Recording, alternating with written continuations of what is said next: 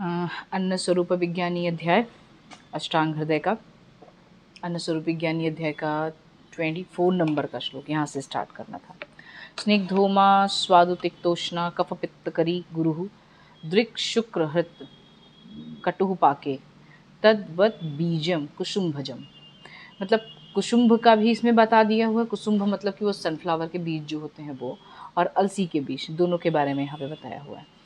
अलसी देखा होगा, फ्लैक्सीड जैसा छोटे छोटे होते हैं ना, उसको जो वज़न को कम करने के लिए लोग यूज़ भी करते हैं, खाने वाने के लिए, कफ को कम करने के लिए ठंडियों में लोग यूज़ करते हैं कि अलसी के लड्डू है ना, ये सब। तो उसे संस्कृत में उमा कहा गया हुआ है। गुण इसका क्या है? स्निग्ध होता है, एक तो ऑयली रहेगा, इसका तेल भी निकलता है। स्वादु मतलब मधुर रसात्मक होता है। तिक्त, थोड़ा सा तिक्त भी रहेगा ये, मतलब खाने के बाद में थोड़ा कड़वाहट ज़रूर रहती है, जैसे गिलोय का होता है उस तरीके से। उष्ण है, मतलब उष्ण वीर्य वाला है, थोड़ा हीटिंग प्रॉपर्टी का होता है, तभी तो कफ का विलयन करेगा। कफ और पित्तवर्धक है। एक चीज़ और भी बताया हुआ है, मेद पे अच्छा वर्क करेगा, कफ और पित्त दोनों का वर्धन करता है, कफ पित्त करी, ठीक है। गुरु होता है मतलब भारी होता है पचने में। दृष्टि और शुक्र दोनों का नाश करता है। दृष्टि मतलब विजन, और शुक्र धातु दोनों का नाश करेगा। कटु विपाकी होता है, विपाक इसका कटु होता है, जबकि होता ये स्वादु रसात्मक है, लेकिन कटु विपाकी होता है। विपाक कहाँ से लिया इसने? तिक्त रस से, ठीक है। कुसुम्भ के बीज बिल्कुल अलसी के जैसे ही होते हैं। अलसी जितने जैसे अलसी के बीज होते हैं, वैसे कुसुम्भ मतलब सनफ्लावर के बीज भी होते हैं, ऐसा कहा गया हुआ है। नेक्स्ट श्लोक में देखेंगे जहाँ लिखा है माशो अत्र सर्वेश्वरो यवकः शूक जेशुच। मतलब शूक धान्य और शिम्बी धान्य दोनों में जो अवर मतलब सबसे निकृष्ट बताया, सबसे बेकार बताया है, वो कहा है कि शिम्बी धान्य जो है उसमें उड़द सबसे अवर है, और शूक धान्य में यवक सबसे अवर है। यव और यवक दोनों में डिफरेंस है, ध्यान रखिएगा इसका। 25 नंबर का श्लोक, ये चीज़ें याद रखना है, क्योंकि शिम्बी धान्य और शुक धान्य में जो हायर हैं, मतलब जो एक्सेप्टेड किए गए हुए हैं, प्रवर और अवर दोनों ही एग्जाम में पूछे जाते हैं। प्रवर मतलब कि जो सबसे अच्छे हैं, और अवर मतलब जो सबसे बेकार हैं, ठीक है। नेक्स्ट देखिए, नवीन नवधान्यम कहा गया हुआ है। नवधान्यम जो होता है, जो नवीन धान्य मतलब जैसे आया खेत से तुरंत जो यूज़ किया जाता है, वो अभिष्यंदी होता है। अभिष्यंदी का अर्थ होता है स्रोतसों को कफ द्वारा अवरुद्ध कर देना। बॉडी में एक जैसे आलसपन लेकर आना, ये चीज़ें अभिष्यंदी कार्य होता है। 1 वर्ष पुराना धान्य जो होता है वो लघु होता है। जो धान्य जल्दी पक जाता है और निस्तुष मतलब छिलका रहित होता है, युक्ति पूर्वक भुना हुआ, भर्जित किया हुआ। सूप्य, सूप्य मतलब मुग्ध आदि, जैसे मुद्ग होता है, मूंग इत्यादि धान्य, ये सब लघु होते हैं, ठीक है। लघु मतलब खाने में जल्दी पच जाएंगे। एक तो निस्तुष होना चाहिए, मतलब छिलका रहित हो। दूसरा, धान्य जो जल्दी पक जाता हो, जैसे पकाने के लिए रखे हो, जल्दी पक जाए, मतलब बनाते वक्त, खाना पकाते वक्त जल्दी पक जाए। और निस्तुष छिलका रहित, ठीक है। और युक्ति पूर्वक भर्जित करना, पहले जो ये अरहर वगैरह की दाल जो आती थी, उसमें देखिए पहले भून के दिया जाता था, भून के उसके बाद उसको बनाया जाता था। भूनने का मतलब होता है कि उसको थोड़ा आपने लाइट कर दिया और लघु कर दिया। अग्नि का संस्कार पहले हो गया, उसके बाद पकाने में फिर से अग्नि का संस्कार करेंगे। एक चीज़ ये ध्यान रखनी है, खाना बनाते वक्त खाने का बाहर मतलब पकाते वक्त जितना ज़्यादा अग्नि यूज़ होती है, उतना कम अग्नि यूज़ होती है अंदर पचाने के लिए, और जस्ट अपोजिट होता है।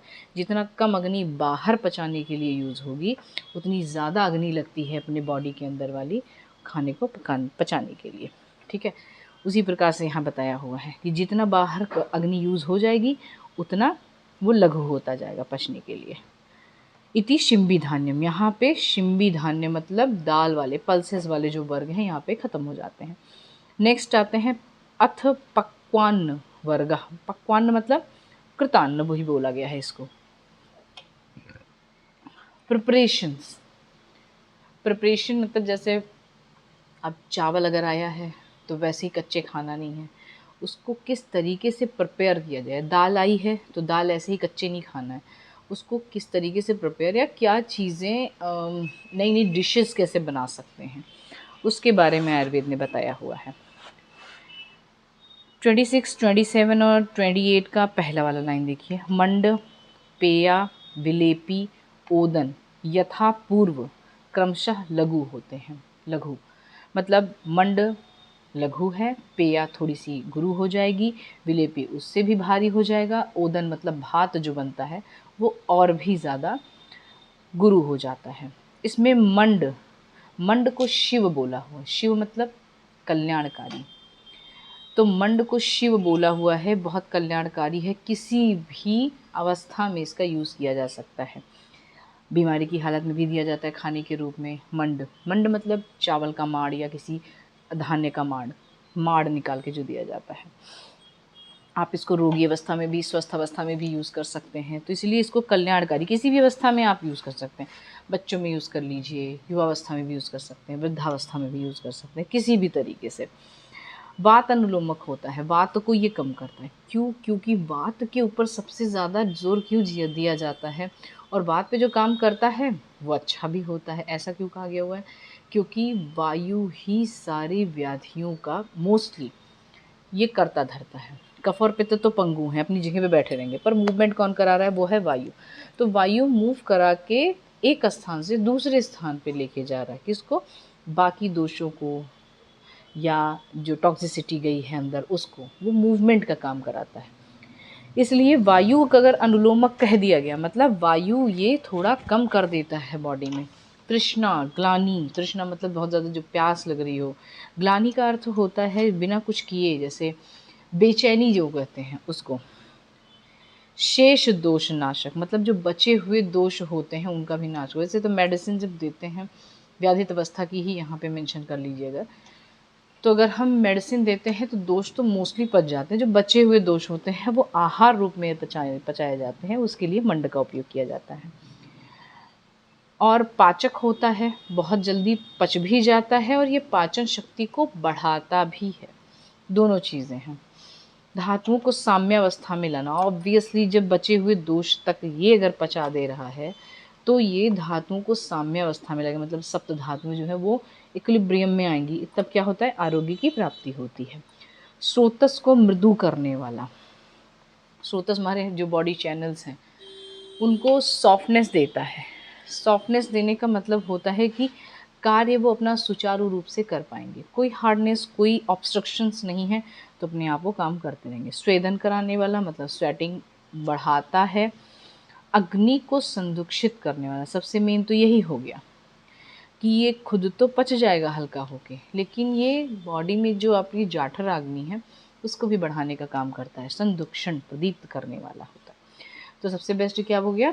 मंड, जिसको शिव और कल्याणकारी बोला गया हुआ। ऑब्जेक्टिव क्वेश्चन में पूछा जा चुका है कि कल्याणकारी सबसे ज़्यादा किसको कहा गया? मंड, पेया, विलेपी या ओदन। ओदन मतलब भात। ठीक है, देखिए अब पेया, अब एक एक अलग अलग चीज़ों की यहाँ पे तारीफ की जाएगी या फिर इसके गुण बताए जाएंगे, ऐसा समझिए, कैरेक्टर्स अलग अलग। मंड का हो गया। अब पेया का देखिए। पेया के लिए बोला है कि शुद्ध, शुद्ध मतलब भूख, तृष्णा मतलब प्यास, ग्लानि, ग्लानि मतलब बेचैनी होना कि क्या खाएं क्या ना खाएं, या फिर खाएं या ना खाएं, या बहुत भारीपन लग रहा है, अच्छा नहीं लग रहा है, ये वाली कंडीशन। दौर्बल्य मतलब दुर्बलता, थोड़ा सा वीकनेस भी लग रहा है। कुक्षी रोग, कुक्षी का अर्थ होता है पूरा एब्डोमेन। ठीक है, अब आयुर्वेद के लोग जानते होंगे 9 रीज़न जितने भी बताएंगे सब कुक्षी के अंदर ही आ जाते हैं, और आगे और पीछे दोनों लीजिएगा, जितने भी ऑर्गन आ जाएंगे, रिब्स से नीचे उदर भाग में सबसे ज़्यादा ऑर्गन बैठे हुए हैं, वो पूरा भाग। ज्वर नाशक होता है, ज्वर भी ये कम कर देता है। मल का अनुलोमन करता है, मल मतलब यहाँ पे तीनों मल आ जाएंगे। पथ्य है, पथ्य मतलब कि बहुत जल्दी पच जाता है। दीपन, दीपन मतलब अग्नि दीपन, जाठराग्नि को प्रदीप्त करने का कार्य करेगा। और पाचन गुण वाली होती है। दीपन भी कार्य करेगा, पाचन भी करेगा, मतलब ये अग्निदीपन भी करेगा और खाना पचा भी देगा। जो प्रॉपर वहाँ टिका हुआ है वो खाना भी पचा देगा वो। सेम जैसे मंड है, थोड़ा सा कम उसके गुण पेया में आ जाते हैं। और मंड किसे कहते हैं? चावल का माड़। पेया, पेया का अर्थ होता है और उसको डार्क कर दीजिए। डार्क करने का मतलब और गाढ़ा बन जाए और उसमें थोड़े से अनाज के टुकड़े पड़े हों, मतलब आ जाएं उसमें, केवल केवल पानी नहीं होता है पेया। ठीक है, नेक्स्ट देखते हैं विलेपी।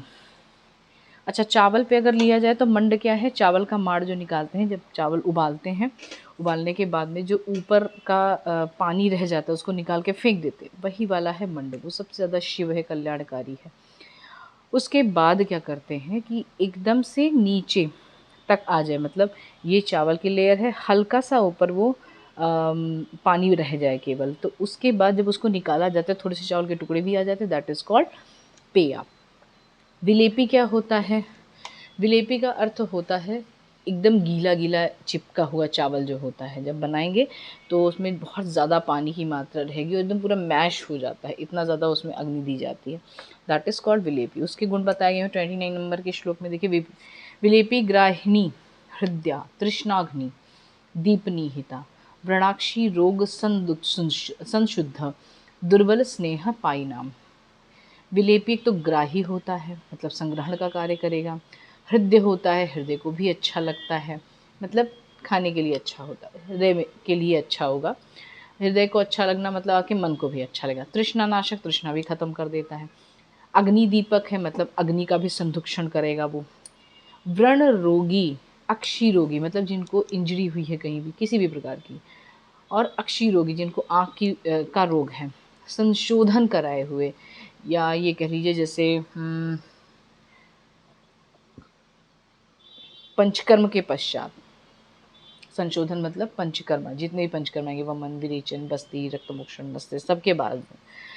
दुर्बल या स्नेह पान किए हुए व्यक्ति के लिए बहुत हितकारी है। दुर्बल मतलब जो वीकनेस वाले होते हैं और जिनको वीकनेस आ रही होती है, जिनको थोड़ा सा काम करने बेचारे थक जा रहे हैं वैसा। और स्नेह पान किए हुए, जिनको स्नेह पान कराया जाता है। स्नेह मतलब कि घृतपान जब कराया जाता है, तो घृतपान किन किन कंडीशन में कराया जाता है? बहुत सारी व्याधियां हैं या पंचकर्मा के स्टार्टिंग फेज में, वहाँ भी ये विलेपी दी जाती है खाने के लिए। मतलब जब पहली बार भूख लगेगी घृतपान के पश्चात, तो ये विलेपी दी जाती है। विलेपी बनती कैसे हो मैंने बता दिया। 31 नंबर श्लोक में देखिए, ओदन। ओदन का अर्थ होता है चावल या भात। माड़ जिसका निकाल दिया गया होगा, जो चावल अच्छी तरह से धोया हुआ हो, जो अच्छी प्रकार से उबाला हुआ हो, जो गर्म हो, वह भात सबसे लघु होता है। गर्मा गर्म ही खाना है। खाना बनाने रख दिया, मतलब चावल बनाने रख दिया, उसका जो माड़ उसको उठा के फेंक दिया, फिर अच्छी तरीके से जब पक जाता है उसको निकाल के देखते हैं ना, एक चावल ऐसे पका हुआ हो और उसका माड़ पूरा फेंक दिया गया हो, वो जो कंडीशन होती है चावल की, जो बचा हुआ चावल रहता है छान के जो बनता है, वो बहुत लघु होता है, लेकिन वो गर्म अवस्था में खाना है। जो आग्नेय द्रव्य के क्वाथ से सिद्ध किया गया। आग्नेय द्रव्य मतलब जिनमें उष्ण वीर्यात्मक, जैसे चित्रक हुआ, मरीच हुआ, मरीच मतलब काली मिर्च इत्यादि जो द्रव्य होते हैं, इनका क्वाथ बनाइए और इसमें ही चावल पका दीजिए। या भुना हुआ चावल भी लघु होता है। बनाने के पहले उसको थोड़ा सा ड्राई रोस्ट करना है चावल को, उसके बाद उसमें पानी डाल के बनाना है। This is also will be very light. इसके विपरीत जो चावल अच्छी तरह से धोया नहीं हुआ होता है, जिसमें माड़ नहीं निकाला होता है, जो ठंडा हो गया होता है, वह भात बहुत भारी होता है। और क्षीर या मांस रस से सिद्ध भात भी गुरु होता है। कुछ लोग जो है दूध भात जो कहते हैं वो खाते हैं। This is also very heavy in nature for the digestion. और मांस रस मतलब मांस रस आगे बताएंगे कैसे बनेगा, वो सेकेंड ईयर का पार्ट है, पर यहाँ पे थोड़ा सा इंट्रोडक्शन दे देंगे। इट इज़ आहार पार्ट कि जिनको जो नॉन वेजिटेरियन होते हैं उनके लिए भी बताया गया हुआ है। मांस रस सिद्ध से जो भात बनाते हैं तो उसमें भी गुण आ जाते हैं मांस रस के, तो इसलिए वो भी बहुत ज़्यादा गुरु होता है, भारी होता है पचने के लिए। इस युक्ति से सभी गुणों को द्रव्य, क्रिया, संयोग और मान आदि के अनुसार समझना चाहिए। मतलब जितने भी द्रव्य उस धान्य के साथ में जिसका आप उपयोग करने वाले हैं भात बनाने के लिए, कोई भी भात के लिए, मतलब शुद्ध धान्य यूज़ कर रहे हैं, तो उसमें जिस द्रव्य से सिद्ध करेंगे उसका गुण डेफिनेटली आने वाला है, क्योंकि वो भी तो उसके साथ में ही पक रहा है ना, इसलिए। ठीक है, नेक्स्ट देखिए 32 नंबर का श्लोक है। मांसरस के बारे में बताया। मांसरस जैसे मैंने कहा अभी बता देंगे थोड़ा सा। तो मांसरस मतलब कि एक तो मांस का चूज़ करना कि कौन से जानवर का मांस चाहिए, जिस देश में लोग रह रहे हैं, जो तब जिस देश का जो पर्सन है वहाँ के लिए अलग अलग आचार्यों ने मेंशन किया हुआ है कि किस देश में किस मांस का या किस रोग अवस्था, किस प्रकृति के लोगों को कौन से जानवर का मांस बेटर होगा खाने के लिए। उसके मांस के टुकड़े लेना है, उसको वाटर में मतलब उबलने रखना है। ठीक है, वाटर ऐसे नहीं कि ढेर सारा वाटर ले लिया या कुछ कुछ अनुपात में बताया गया है। सेकेंड ईयर का ये पूरा सब्जेक्ट है, बनाने की तरीका केवल बता दे रहे हैं। उसको डिज़ोल्व करना है, कैसे बॉयल करके उसमें पूरा डिज़ोल्व हो जाता है, उसको छान लेना, दैट इज़ कॉल्ड मांसरस। उसको ऐसे ही नहीं लिया जाता है, और भी चीज़ें औषधियों के साथ में इसको सिद्ध किया जाता है। Then after you have to take. बृहण होता है मतलब पुष्टिकारक होता है, जो दुबले पतले लोग हैं उनके लिए बताया भी जाता है। प्रीणन होता है, तृप्तिजनक होता है, मतलब तृप्ति मिलती है, सेटिस्फैक्शन जिसको कहते हैं, इतना ज़्यादा पानी पी ले रहे हैं फिर भी प्यास नहीं जा रही है, ये वाली कंडीशन जहाँ पे आती है। या फिर बहुत खा रहे हैं बट अच्छा नहीं लग रहा है, उस वाली कंडीशन में इसको दे सकते हैं। वृश्य है, वृश्य मतलब डायरेक्ट शुक्र धातु पे कार्य करने वाला। और शुक्र धातु जब वृश्य की बात आती है तो बाकी नीचे की जो धातुएं हैं, रस, रक्त, मांस, मेद, अस्थि, मज्जा, ये सारी धातुएं पुष्ट होती हैं। चक्षुष आँखों के लिए डायरेक्ट बहुत अच्छा यूज़ होता है। व्रणनाशक होता है। व्रणनाशक मतलब जो इंजरी कहीं भी हुई हो तो उसको भी ये ख़त्म कर देता है। ये मांसरस के बारे में बताया हुआ है। पर again I want to tell you कि मांस कौन सा लेना है, किस जानवर का लेना है, किस देश में आप हैं, उसको संस्कारित कैसे करना, संस्कारित जैसे प्रोसेस कैसे करना है, ये सारे तरीके आपको पता होने चाहिए। ठीक है, एक ही तथ्य को लेके भागना नहीं है कि मांसर साइड में बताया गया है तो भागो लेके मांसरस ही पीना है। मुद्गयूष देखिए, मुद्ग मतलब कि मूंग दाल का पानी, ऐसा समझिए। जब बच्चों को दाल के पानी के पीने के लिए बताते हैं तो सबसे पहले बताते हैं दाल का पानी ले लीजिए। अब दाल का पानी लेने के लिए बच्चा सबसे पहले इंट्रोड्यूस हो रहा है अन्न से। अन्न मतलब फूड मटेरियल से, तो उसको अरहर का या चने का, इसके मुद्ग यूज अगर देंगे, मूंग का दाल का पानी देते हैं तो बहुत लघु होता है। पीछे श्लोक नंबर 25 में बताया भी हुआ है।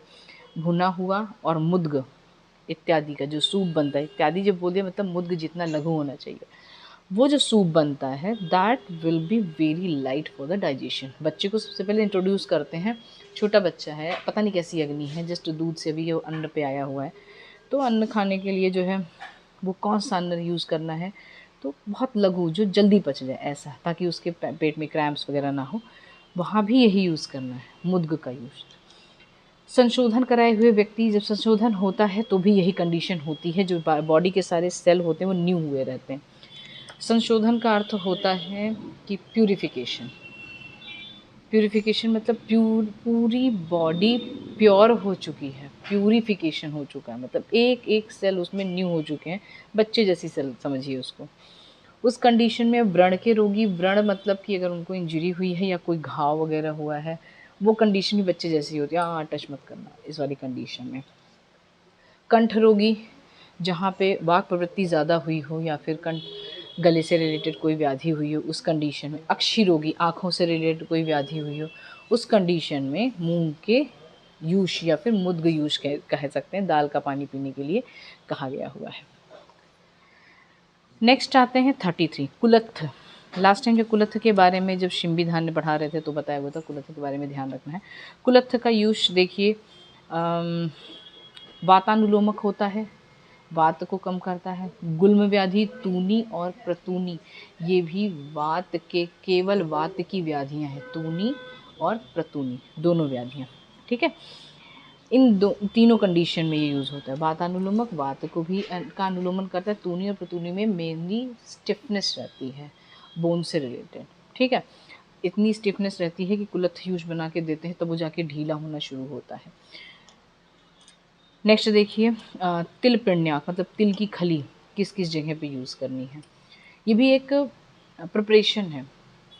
कुल्थी की दाल जो होती है, कुल्लथ जो बताया था हमने, कुल्थी की दाल जो होती है उसका यूश बनाना है। पाउडर फॉर्म में जब बनाते हैं उसको, वैसे तो दाल पकती नहीं है, वो बहुत टाइम लगता है। और हाँ, जितनी भी चीज़ें दाल हैं या चावल, ओपन वेसल में लोगों का कहना है कि देर से बनती हैं, कुकर में ज़्यादा जल्दी बन जाती हैं। पर कुकर में खाना बनाया हुआ जो होता है वो गुरु ज़्यादा हो जाता है, आप कितना भी लघु यूज़ करिए। क्वालिटी आपने देख लिया कि मूंग की दाल बहुत लघु होती है और आपने उसको कुकर में खिचड़ी बना दी। तो कुकर में बनाने में क्या होता है, अग्नि कम लगी, प्रेशर लगा, प्रेशर से वो पकता नहीं, फूल जाता है, पका नहीं है वो, अग्नि उतनी प्राप्त नहीं हुई है, केवल उसमें जैसे लगता है पंप डाल के बस फुला दिया गया। इस कंडीशन में कम अग्नि लगेगी तो अंदर जाके फिर से बहुत ज़्यादा अग्नि लगनी है, इसलिए पहले ही ओपन वेसल में जितना जल्दी बनाए, मतलब जितना जल्दी पचेगा खाना बनाया हुआ, उतना जल्दी कुकर में नहीं पचता। तो जितनी भी चीज़ें हैं जो प्राकृतिक रूप से बताई गई हुई हैं उसको प्रकृति के अनुसार ही बनाना है। यूश बना रहे हैं तो आप ओपन वेसल में बनाइए। कुल्थी का यूश भी आप बनाते रह जाएंगे, कुकर में नहीं बनता है, पकती ही नहीं है, लेकिन अगर ओपन वेसल में बनाएंगे तो डेफिनेटली वो 20 से 35 मिनट इतना लगता है उसको पकने में, डिपेंड अपॉन द अमाउंट। और मीडियम फ्लेम जितनी भी बताएंगे सब मीडियम फ्लेम पे बनाने के लिए बताएंगे। तिलपिण्याक पे आते हैं 34 नंबर के श्लोक पे। तिलपिण्याक मतलब तिल की खल, खल मतलब तिल का तेल निकाल लो, उसका जो बाकी वाला पार्ट बचता है, या तिल का पेस्ट समझ लो उसे। विकृति मतलब ये तिल पिण्याक की विकृति होती है, तिल की खली। विकृति मतलब बेकार चीज़ें कहा गया। शुष्क शाक, शुष्क शाक मतलब कि जो लीफी वेजिटेबल जो बहुत ज़्यादा सूख गए हुए हैं वो। विरूढ़क अंकुरित धान्य और शंडाकी वटक, ये सभी दृष्टिनाशक होते हैं। शंडाकी एक सब्जी का नाम है, और वटक, ये सभी दृष्टिनाशक होते हैं। दोषकारक मतलब दोष को बढ़ाएंगे, दृष्टिनाशक मतलब विज़न को कम कर देते हैं। दोषकारक होते हैं, दोष मतलब कि दोष को बढ़ाएंगे। और ग्लानिकारक होते हैं, ग्लानिकारक मतलब कि बहुत ज़्यादा बेचैनी लाते हैं अगर इनको बहुत ज़्यादा खा लिया तो, या गलत तरीके से खा लिया या गलत समय पे खा लिया तो। और गुरु होते हैं, भारी भी होते हैं। तो इसलिए जो तिल का पेस्ट होता है वो भी खाने के लिए थोड़ा अवॉइड किया जाता है। शुष्क शाक हुआ, विरूढ़क जो बोला है अंकुरित अन्न। डाइटिशियन सबसे पहले कहते हैं have some sprout things. Sprout बहुत भारी हो जाता है, एक अनाज जिसमें अंकुरित हो जाने के बाद में एक वृक्ष बनाने की शक्ति हो जाती है, मतलब वो वृक्ष बनाने की शक्ति लिए हुए है, तो कितना पावरफुल हो गया वो, कितना गुरु, कितना भारी हो गया। वो कहाँ से हल्का हो जाएगा अंकुरित होने के बाद में? वो सबसे भारी होता है और सबसे बेकार है हार्ट डिजीज़ के लिए अंकुरित धान्य, इसलिए इसको मना किया गया हुआ है। ये सब दृष्टिनाशक, दोषकारक, ग्लानिकारक और गुरु भारी होते ही हैं। नेक्स्ट देखेंगे श्लोक नंबर 35 का पहला वाला लाइन। रसाला, रसाला बृहणी वृष्या स्निग्धा बल्या रुचिप्रदा। हैंकर्ड देखा है, हैंकर्ड मतलब कि दही है और उसको कॉटन के कपड़े में लटका दिया जाता है ऊपर, तो उसका पानी निकल के जो नीचे इकट्ठा हो जाता है। नीचे जब इकट्ठा हो गया तो उसको तो मस्तू कह दिए, मतलब दही का पानी, दिस इज कॉल्ड मस्तू। और जो ऊपर बचा हुआ है वो रसाला है। रसाला, अब उसको और भी चीज़ें मिक्स करते हैं, मिक्स इन द सेंस उसमें त्रिफला या फिर कोई, depend upon the condition of patient, किसको दे रहे हैं आप और किस व्याधि में यूज़ कर रहे हैं। बृहण होता है, बृहण मतलब इसको श्रीखंड समझ सकते हैं, यस श्रीखंड। बृहण होता है, बृहण मतलब कि ये थोड़ा सा नरिशमेंट देगा बॉडी को, सारे सेल को, पुष्टिकारक होता है। वृष्य है मतलब सातों धातुओं में अच्छे से ये नरिशमेंट देगा। स्निग्ध है, थोड़ा ऑयली नेचर का होता है। बल्य है, नरिशमेंट के बाद की कंडीशन जो सेल की होती है, दैट इज़ कॉल्ड बल्य, मतलब उसमें स्ट्रेंथ आ जाती है। और रुचिप्रद, रुचि उत्पन्न करता है, मतलब ये खाने में भी रुचि लेकर आता है। अरुचि की कंडीशन में भी इसको खा सकते हैं। अब रसाला समझ में आ गया। रसाला का कहीं एक जगह पे इसी संहिता में ही ट्रीटमेंट पार्ट में आया हुआ है, प्रतिशय की कंडीशन में इसको यूज़ दिया जाए। प्रतिशय मतलब रनिंग नोज में भी दही यूज़ करने के लिए बोला हुआ है, बट विद प्रोसेस, किस किस मेडिसिन के साथ में इसको प्रोसेस किया जाएगा, उसके बाद ही ये यूज़ होगा। ओके, 35 के बाद में यहाँ से पानक से कल स्टार्ट करेंगे। Okay, thank you.